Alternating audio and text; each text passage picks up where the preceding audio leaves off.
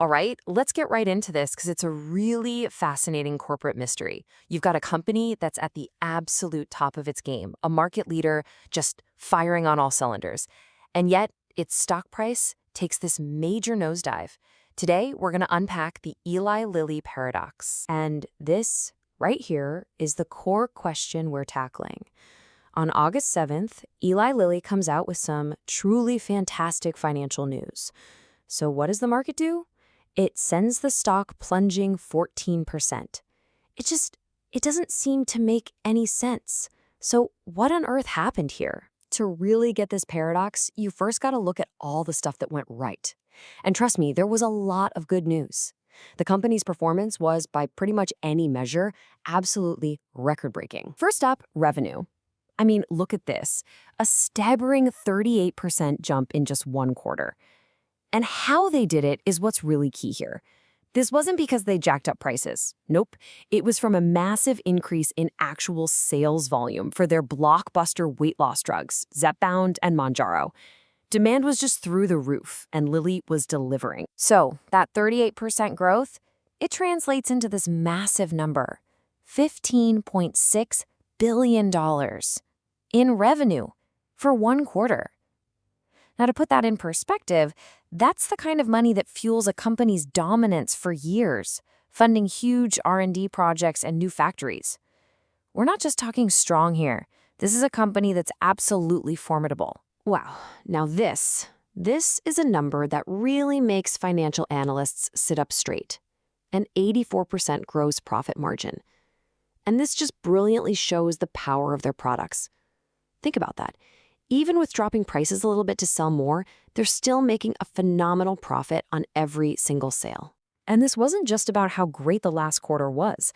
The company was feeling so good, they actually raised their future revenue forecast for the full year 2025 by a cool $1.5 billion. So the point is, by every traditional metric you can think of, sales, profit, future outlook, Eli Lilly looked like a surefire winner. Which, brings us right back to that 14% drop. And here's the twist. See, the market, it wasn't really looking at the amazing results from today.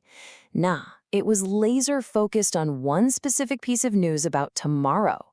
The source of all this anxiety came down to the trial results for one single, very, very anticipated product. And this slide right here, this pretty much tells the whole story. Wall Street had these incredibly high hopes for Eli Lilly's new oral weight loss drug, a pill. They were expecting it to help people lose somewhere between 13 to 15% of their body weight. But the actual results from the trial came in lower, between 10 and 12%. I mean, it's still effective, for sure, but it just fell short of that really high bar the market had set. So why would a few little percentage points cause a stock to plunge by billions of dollars? Well, first off, Wall Street got worried that lower effectiveness means fewer people are going to be interested in this pill. And that, of course, directly leads to forecasts of fewer future sales and lower profits. And this is the big one. It kind of cracks the door open for their biggest rival, Novo Nordisk, who's also working on a weight loss pill. Any stumble could mean losing a huge chunk of market share down the road. So to see how this news hits in the real world, let's just look at what a professional analyst did pretty much immediately. This wasn't just some abstract disappointment. It had a real, measurable impact on how the company's future is valued. Let's see just how big that effect was. $5 billion. That's the price tag for that one disappointing trial result. The analysts we're following immediately took his forecast for Eli Lilly's future free cash flow. That's the real cash a company has left after paying all its bills. And he cut it by a whopping $5 billion per year starting in 2028. And this table just lays it all out, plain and simple. So before this news dropped, the analyst's model was predicting $31 billion in free cash flow for 2028. Then, poof, after the news, it got slashed down to $26 billion. And that $5 billion hit gets carried forward every single year after that in the model. That is a massive change, all because of one data point. Okay, so we've got great results now, but a downgraded future. How do you even begin to square that circle and figure out what the stock is really worth?